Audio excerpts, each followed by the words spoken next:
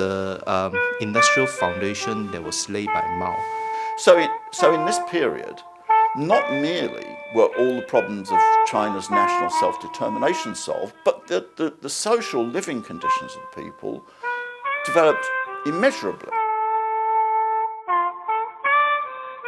The industrial foundation that was laid by Mao during his 30 years in power, that was later proved to be quite important for China to reform. So these were several aspects that I would think to be the continuity of the Chinese Communist Party's rule of China. But I noticed a very interesting thing. People who are Chinese specialists in the West drew attention to the fact that there had been a significant increase in life expectancy in China during this period. During the 27 years in which Mao Zedong was alive, the chronological life expectancy increased by more than 1 year for each year that he was in power. There has never been anything like that in human history. This was astonishing. So in this period, not merely were all the problems of China's national self-determination solved, but the social living conditions of the people developed immeasurably. For a long time, it looked as if countries like China just could not industrialize and could not compete with the Western countries and so on.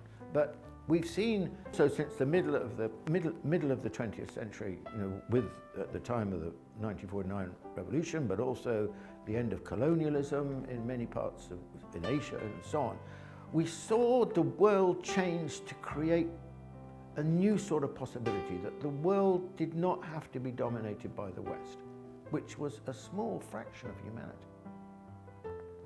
We could see that possibility. Looking back now, we can see that possibility opening up from, this is why a crucial period is the end of the Second World War. And now, with China's success with the reform period and so on, what that means is that a huge country like China can go from great backwardness to economic modernization and vitality and dynamism. More emphasize the rights of women, right? Female right. More emphasize, the new system, right? He more help to spread the industrial capacity, even like especially the third front project.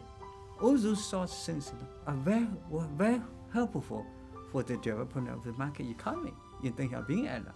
So I would say, as a scholar, we really cannot be, our view cannot be, affected by ideology. We have to look into facts, how those two eras, two historic stages, they're connected, to get more truth from it, not just simply, criticize one, follow another. That's because history is history. We have to look at history in a more objective way.